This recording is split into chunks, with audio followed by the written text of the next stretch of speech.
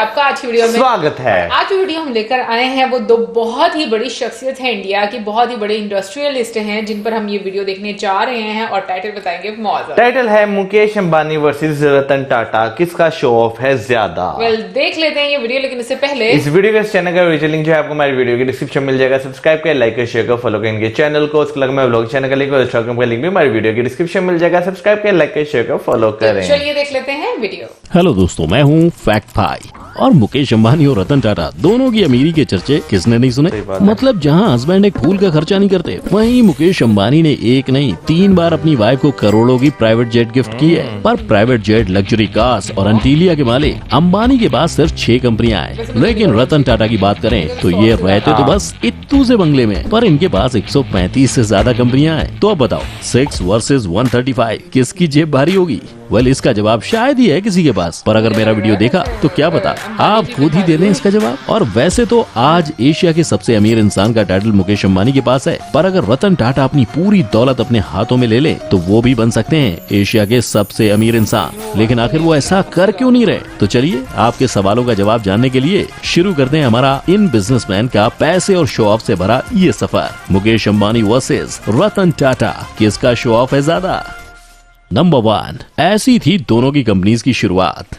चलिए सफर की शुरुआत करते हैं 21,000 रुपीज से शुरू हुई एक टेक्सटाइल कंपनी से, जिसका नेटवर्थ आज 5 लाख करोड़ हो गया है। लेकिन 21,000 से 5 लाख करोड़ तक का ये सफर आसान नहीं था, क्योंकि 1839 में जमशेद जी का स्ट्रगल 14 साल की उम्र में ही मुंबई से शुरू हुआ था, जहाँ से ग्रेजुएशन खत्म करते ही उन पर परिवार की जिम्मेदारियां आ गयी, जिन्हें पूरा करने के लिए उन्होंने 21,000 रूपए जोड़कर शुरू किया टेक्सटाइल की ट्रेडिंग का काम। फिर जैसे ही धंधे में पांव जम गए, वैसे ही जमशेद जी ने नागपुर में अपनी पहली टेक्सटाइल मिल शुरू की, जहां उन पर लक्ष्मी जी की कृपा ऐसी बरसी कि उन्हें धंधे में काफी प्रॉफिट हो गया। बस इसी प्रॉफिट को देख उनका मन 3 ऐसे बड़े प्रोजेक्ट को शुरू करने का हुआ, जिसका फायदा सिर्फ उनको ही नहीं बल्कि उनके देश के सभी लोगों को मिल सके। हालांकि इस सपने को पूरा होता देख नहीं पाए थे, लेकिन अपने पिता के ही नक्शे कदम पर चलते हुए जमशेद जी के बेटे दोराबजी टाटा ने पिता के आयरन एंड स्टील कंपनी और हाइड्रो इलेक्ट्रिक पावर को स्टैब्लिश कर उनका सपना पूरा किया और साथ ही इंडिया में शुरू किया पहला इंडियन इंस्टीट्यूट ऑफ साइंस। लेकिन दोस्तों, इसे वक्त का सितम कह लो या उम्र का एक पड़ाव, जल्द ही इनका भी देहांत हो गया। जिसके बाद 1938 में टाटा ग्रुप की जिम्मेदारी जहांगीर रतन जी दादा भाई टाटा ने ली और पुरानी 14 कंपनियों को चलाते हुए उन्होंने टाटा ग्रुप की कंपनीज का आंकड़ा 95 कर दिया था। और इतना ही नहीं, इसके साथ ही JRD टाटा ने इंडिया की पहली एयरलाइन टाटा एयरलाइन की भी शुरुआत की, जिसके बाद उसे गवर्नमेंट ने अपने अंडर लेते हुए उसका नाम एयर इंडिया कर दिया। पर इन सब के बाद 3 पीढ़ियों के नाम और काम को आगे बढ़ाने की जिम्मेदारी मिली रतन नवल टाटा को, जिन्होंने उसे बखूबी निभाते हुए टाटा इंडस्ट्रीज का नाम आज ग्लोबली ऐसा फेमस कर दिया है कि बच्चा बच्चा टाटा के बारे में जानता है और टाटा के साथ काम जरूर करना चाहता है। तभी तो कंपनी का नेटवर्थ आज 5 लाख करोड़ तक जा पहुंचा है। और अब बात करते हैं उस इंसान की जिसकी एक गाड़ी की कीमत में नॉर्मल इंसान बंगला बना लेता है। और सिर्फ इतना ही नहीं, इन्होंने 6 फ्लोर की जो बड़ी पार्किंग अपने घर में बनवाई है ना, उतनी बड़ी बड़ी बिल्डिंग्स में आधे से ज्यादा मुंबई की पॉपुलेशन रहती है। यहाँ आपका गैस बिल्कुल सही है, मैं बात कर रहा हूँ अंबानी की, जिनके हाथ में कोई सोने का कटोरा नहीं था। और हमारे ही पापा की तरह धीरूभाई अंबानी ने भी कड़ी मेहनत और सैलरी में मिलने वाले सिल्वर कॉइन्स को जमा कर करके अपना बिजनेस शुरू किया था। मतलब पैसे जमा होने पर वो विदेश की नौकरी को छोड़कर मुंबई की एक चौल में रहने आ गए। और जैसे तैसे बहुत संघर्ष और मेहनत के बाद धीरूभाई अंबानी ने रिलायंस कमर्शियल कॉर्पोरेशन को शुरू किया, जो मसालों और यार्न्स में ट्रेड करता था। और जैसे ही मसालों और यार्न के धंधे में वो सेट हो गए, वैसे ही उन्होंने विमल नाम से अपने कपड़ों का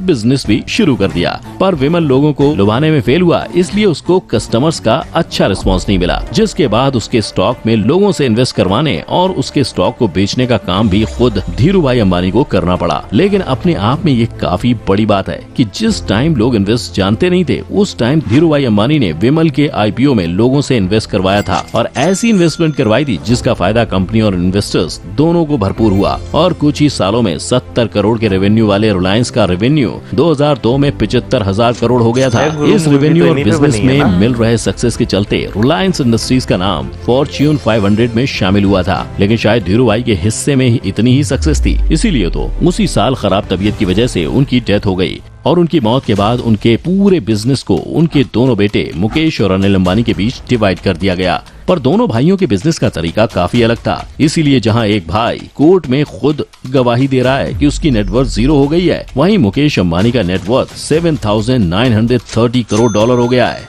नंबर 2, किसका पैसा है ज्यादा, जिससे होता है उसका फायदा।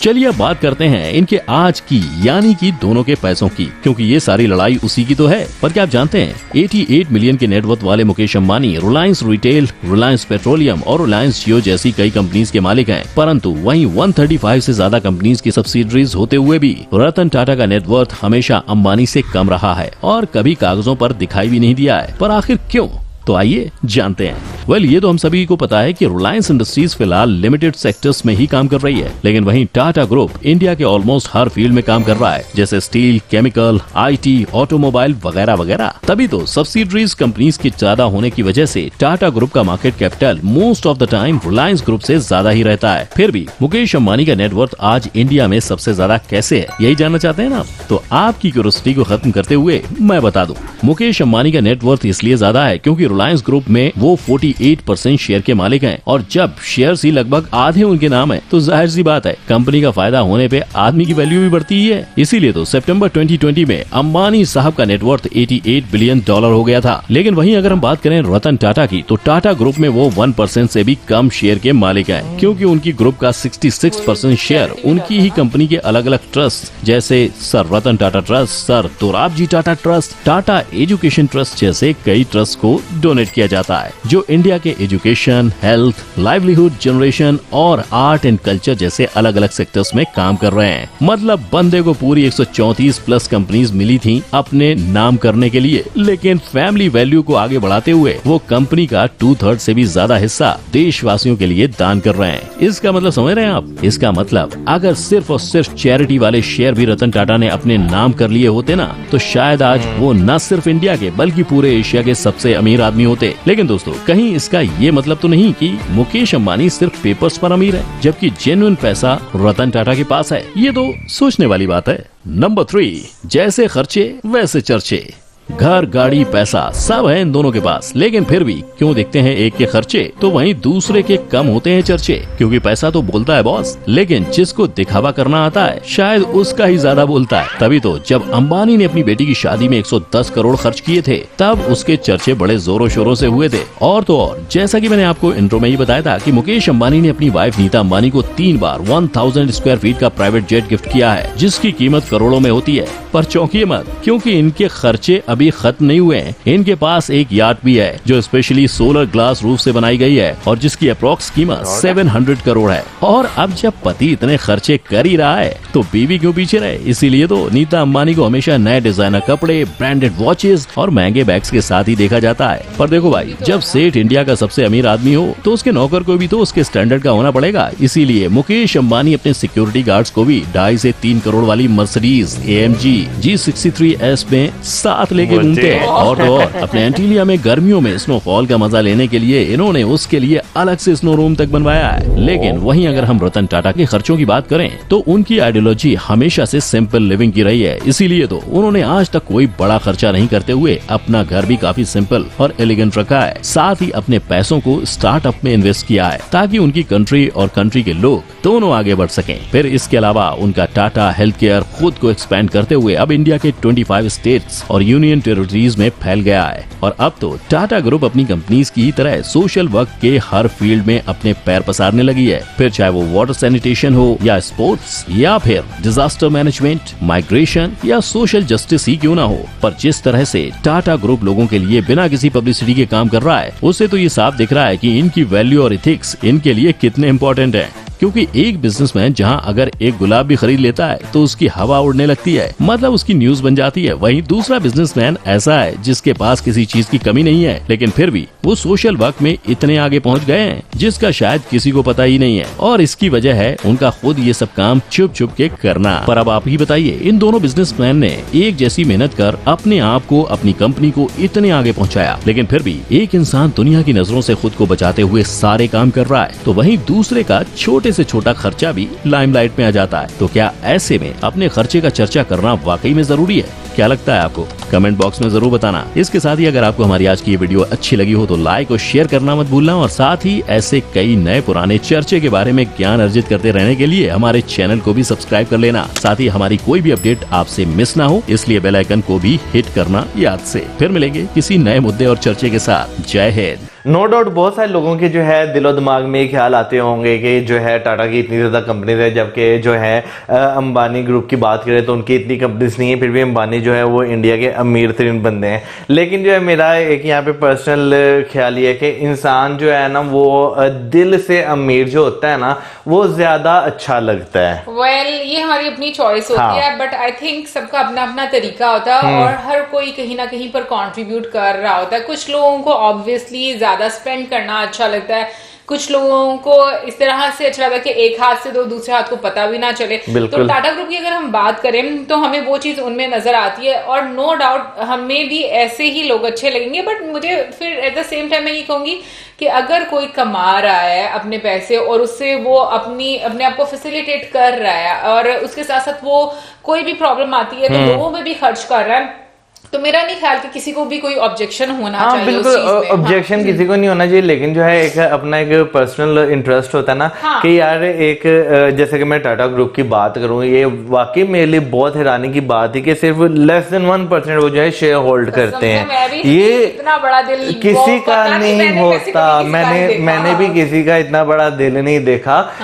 यहाँ पे जो है ना लोगों की कोशिश होती है कि भाई जो है इवन के मैं पता नहीं किसकी हम जो वीडियो देखी थी जो है MBA चाय वाले की, उसमें जैसे उन्होंने एक बात की ना कि जो बंदा काम कर रहा होता है ना उसका दिल होता है कि यार सारा पैसा मैं ही समेट लूं, मैं किसी को ना दूं, सारे काम मैं खुद कर लूं, किसी को ना देना पड़े। लेकिन जो है जो एक एग्जाम्पल सेट की हुई है ना टाटा फैमिली ने, मैं कहता हूँ कि वाकई यार इतना बड़ा दिल जो है मैंने अपनी जिंदगी में वाकई किसी का नहीं देखा कि आप इतना ज्यादा डोनेट करते हैं। हाँ बिल्कुल, और मैं कहती हूँ कि एज ए मेंटोर उनको बिल्कुल लिया जा सकता है, क्योंकि जिस तरीके से उनका एक लाइफस्टाइल है, या इतनी कंपनीज होने के बावजूद वो शो ऑफ नहीं करते, या मतलब जो उनका एक रख रखाव है, फिर वो अपनी कंपनी में एम्प्लॉयज को कितना ज्यादा फैसिलिटेट करते हैं कि जो मतलब जो एम्प्लॉयज हैं वो भी छोड़कर नहीं जाना चाहते कभी भी। तो मुझे लगता है कि ये सारी चीजें जो उनसे होती है ना बहुत कम जगहों पर होती हैं, और सीरियसली मुझे लगता है कि टाटा ग्रुप जो है ना वो एक एग्जाम्पल है। मेरा ख्याल में शायद ही कोई ऐसा सुना होगा हम लोगों ने दुनिया में कि जी कोई बिजनेसमैन है और वो लोगों के लिए, सोसाइटी के लिए इतना ज्यादा करता है। अभी देखो 66% चैरिटी में भी ज्यादा डोनेट वो करते हैं, तो इट मीन्स कि वो कितना पैसा लोगों पर खर्च कर रहे हैं, आम लोगों पर। बट एक चीज मेरे जहन में आ रही थी, अब मुझे नहीं पता इतना ज्यादा, तो इसलिए मैं पूछ रही हूँ, शायद मौतों को बताओ, कि मैं ये बात सोच रही थी कि जैसे रतन टाटा जी हैं, इन्होंने शादी नहीं की, तो आगे से फिर इनकी बिजनेस को ये किसको हैंड ओवर करेंगे? ये मुझे नहीं मालूम, ये जो है लाजिम बता आप हमें बताएंगे। लेकिन जो है अगर मैं दुनिया में दिल यानी बड़ा दिल रखने वाले लोगों की बात करूँ ना, तो एक और जो है एग्जाम्पल हमें नजर आती है ईदी जी की। मैं कहता हूँ उन्होंने भी जिस तरह काम किए हैं ना, और जिस तरह वो यानी कि लोगों की जिस तरह उन्होंने खिदमत कर दी है, मैंने पाकिस्तान में भी उन जैसा बंदा आज तक नहीं देखा कि जो वो काम कर गए हैं लोगों के लिए। लिटरली जिस दिन वो उनकी डेथ हुई थी ना, उस दिन मैं रोई थी, मेरी आंखों में आंसू आ गए थे, क्योंकि ऐसा बंदा जिसके पास खुद कुछ नहीं है लेकिन उसने लोगों के लिए बहुत ज्यादा किया। सही बात है।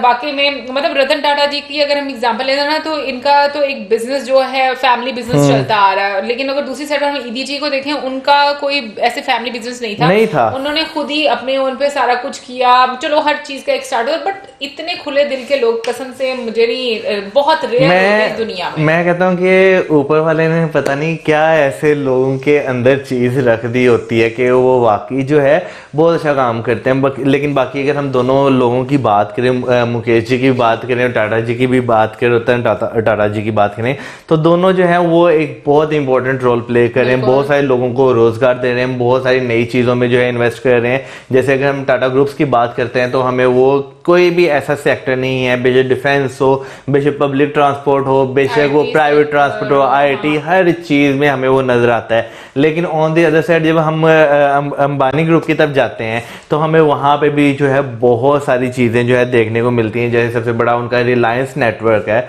जो कि जियो की बात करें तो कितना ज्यादा लोगों को जो है वो फैसिलिटेट कर रहा है। अच्छा, वैसे मुझे ये नहीं पता था कि उनकी सिर्फ 6 कंपनीज। हाँ, ये मुझे भी नहीं था मालूम कि उनकी 6 कंपनीज हैं। बिल्कुल, बट आई थिंक अगर पर्सनली मैं भी अगर चूज करूं, हालांकि बहुत सारे लोगों को मेरे बारे में पता नहीं क्यों ऐसे लगता, मुझे नहीं समझ में आता कि मैं तो बहुत ज्यादा ना उस टाइप की हूँ कि लाइक वो होता है ना कि मतलब कम में एडजस्ट करने वाली नहीं हूँ, तो हाँ, कर जाती हैं, कर जाती हैं। लेकिन लोग, आई डोंट नो, लोगों को कुछ इस तरह का मेरे बारे में लगता है, but I think I am flexible person. और दूसरा ये कि जो जिस तरह की सिचुएशन है, मुझे भी एक सिंपल घर और सिंपल लाइफ अच्छी लगेगी।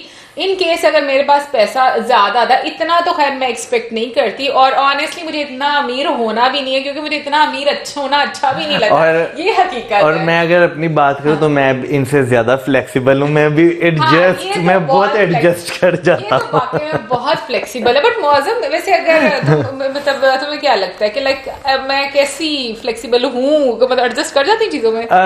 मैं अगर बात करूं ना, अब जैसे मैं हूं ना, मेरे पास ढेर सारा पैसा भी होगा ना, मैं यही सोचूंगा कि यार कम से कम पैसों में जो है ना, यानी कि अगर कहीं पे मुझे अकोमोडेशन नॉर्मल से भी मिल रही है ना, मैं एडजस्ट कर लूं उसमें, ठीक है ना। लेकिन अगर ऑन दी अदर साइड मैं इनकी बात करूं ना, ये थोड़ा सा कहेंगे नहीं थोड़ा सा बेहतर हो, थोड़ा, फिर वो थोड़ा सा बेहतर हो, नहीं इसमें भी थोड़ा सा बेहतर हो। अच्छा, लेकिन मतलब एक नहीं फ्लेक्सिबल है, लेकिन जैसे मैं इंडिया की मिसाल, यानी कि इंडिया के होटल्स में मिसाल देता हूँ कि अगर ये इंडिया आती है ना, ये कहेंगी बस इस तरह का हो कि मैं वहां पे एडजस्ट हो जाऊं, ये नहीं कहेंगी कि भाई मुझे ओबरॉयज के होटल में जाना है या ताज के होटल में जाना है। नहीं, अगर ज्यादा पैसे आ जाते हैं फिर भी ये इस तरह का नहीं कहेंगी। हाँ, एक एक्सपीरियंस करने के लिए जरूर ये वहां पे रहना चाहेंगी कि चलो यार एक रात बंदा एडजस्ट कर लेता है, लेकिन अगर मैं 3-4 रातों की बात करूँ ना तो ये भी नहीं रहेगी। नहीं, मुझे लगता है देखो, इंसान जब कमाता है अपने आप को, मुझे लगता है कि वो अपनी आपको फैसिलिटेट करना चाहिए, आपको अच्छा खाना पीना चाहिए, अच्छा रहना चाहिए। बट मुझे ऐसा लगता है कि ना बहुत ज्यादा शो ऑफ करना मुझे कभी अच्छा नहीं लगा। आप अच्छा खाओ पहनो बस, ठीक है। उसके लिहाज से अगर जैसे कि इसमें दिखाएगा भाई अपनी वो तो जो उनके एम्प्लॉयज हैं भाई, उनको भी इतना वो मतलब अच्छे से रखते हैं, बहुत अच्छी बात है कि वो उनको भी इतना अच्छा फील करवाते हैं। फिर 6 फ्लोर तक उनकी कार पार्किंग है यार। बट मेरे को लगता है कि आप घर नहीं, फिर वो लगता है ऐसा लग रहा है कि आप किसी ना मॉल में रह रहे हैं। मुझे तो नहीं वो घर यार। वैसे मैं अगर बात करूँ ना तो इनका जो घर है, जो बिल्डिंग है ना, वो मुझे बड़ी अपील करती है।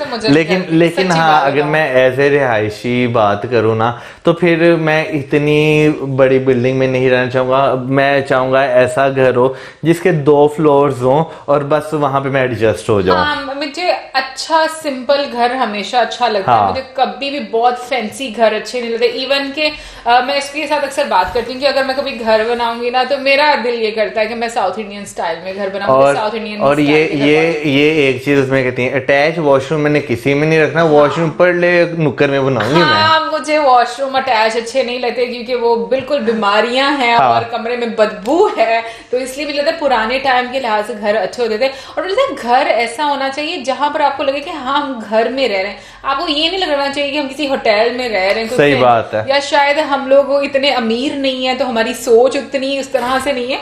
बट मुझे ऐसा लगा मैं बहुत खुश हूँ इतनी इस तरह की सोच के साथ। और एक और चीज जो मुझे बड़ी स्ट्रांगली फील होती है अपने बारे में कि मुझे कभी भी ना बहुत ज्यादा मतलब बड़ी बड़ी चीजों की ख्वाहिश नहीं रही, मतलब बहुत महंगी कार मेरे पास हो, बहुत बड़े घर हो, या बड़ी मैं लग्जरी लाइफ गुजारी हो, बस इतनी होनी चाहिए कि हाँ भाई मैं अफोर्ड कर सकूं और खुश रहूं, खा पी के अपना पेट भर सकूं। ऐसे वाले मुझे लगता है ज्यादा मजा आता है। और नो डाउट टाटा जी की अगर हम लाइफ को देखें तो मुझे लगता है कि वो एक इंस्पिरेशन है हम सबके लिए, कि हम लोगों को देखना चाहिए, स्पेशली यूथ के लिए, कि लालच कम करना चाहिए। और वैसे कहते हैं ना कि जब आप ऊपर वाले के साथ ट्रेडिंग करते हैं ना तो आपको ज्यादा मिलता है। सही बात है, और ऊपर वाले के साथ ट्रेडिंग कैसे होती है? जब आप लोगों के साथ, उनके लोगों के साथ भलाई करते हैं। बिल्कुल। तो वही हमें टाटा ग्रुप में भी नजर आती है। वैसे अब यहाँ पर हम ये नहीं कह रहे कि जो अंबानी है वो काम नहीं, वो भी बहुत ज्यादा करते हैं, बहुत अच्छे काम करते हैं, बस हर किसी का अपना अपना एक स्टाइल होता है। और वीडियो एंड करने से पहले मैं बोलना चाहूंगी कि हमारे बहुत सारे सब्सक्राइबर्स हैं जो हमें अक्सर ईमेल्स भेजते हैं, उनकी ईमेल्स पढ़ना बहुत अच्छी लगती हैं हम लोगों को, क्योंकि बड़ी प्रोडक्टिव उसमें हमें बातें की जाती हैं। तो आई थिंक कल मैंने अक्षय की ईमेल का तो रिप्लाई दे दिया था, आई मीन इस तरह से बता दिया था कि जी हम लोगों ने पढ़ लिया और आपकी ईमेल का हमें इंतजार रहेगा। आशीष सर की ईमेल भी हम लोगों ने पढ़ ली है, थैंक यू सो मच। आज सुबह भी ईमेल आई, हाँ एग्जैक्टली, वो भी मैंने पढ़ लिया। गौरव कुमार ने जो हमें ईमेल की थी, थैंक यू सो मच हमें भेजने के लिए। और इसके अलावा अभिषेक को थैंक यू बोलना चाहूंगी, क्योंकि वो भी हमें बड़ी अच्छी अच्छी ईमेल लिखते हैं और मुझे बड़ा मजा आता है उनकी ईमेल्स पढ़ने का। और उसमें जो आपने एक वर्ड के बारे में डिस्कस किया है उसकी प्रैक्टिस मैंने बिल्कुल नहीं की और मैंने वो बोलना छोड़ दिया है। ऐसा वाकई में हो गया क्योंकि मैंने इसे नहीं बोला चाह रहा। और यहाँ पर हमारे एक और बड़े अच्छे सब्सक्राइबर हैं सिद्धांत, हाँ सिद्धांत, और उनकी ईमेल भी मुझे बहुत अच्छी लगती हैं। और इवन कि वीकली मुझे इंतजार रहता है उनकी ईमेल्स का, क्योंकि वो भी काफी अच्छा एनालिसिस करके हम लोगों को बताते हैं। तो ओवरऑल बाकी भी आप सब लोगों की ईमेल्स बहुत अच्छी होती हैं, बट ये कि कुछ ऐसी ईमेल्स होती हैं जो हमारे परफॉर्मेंस के बारे में हम लोगों को बताई दी जा रही होती है, तो और या नई सजेशंस हम लोगों को दी जा रही होती है। तो thank you so much in सब चीजों के लिए, मुझे बड़ा अच्छा लगता है ईमेल्स पढ़ना। और अभी मैं कहूँगी कि आज की वीडियो हमें बहुत पसंद आई, आई होप आप लोगों को भी अच्छी लगी होगी। आप लोगों को क्या लगता है कि आपको कौन सा लाइफस्टाइल ज्यादा पसंद है? अगर आपके पास ज्यादा पैसे आ जाएं तो आप कैसा लाइफस्टाइल रखना पसंद करेंगे? जरूर बताइएगा कमेंट सेक्शन में। और इसी के साथ हमें इजाजत, video like, subscribe, share, keep us in your prayers. Good bye.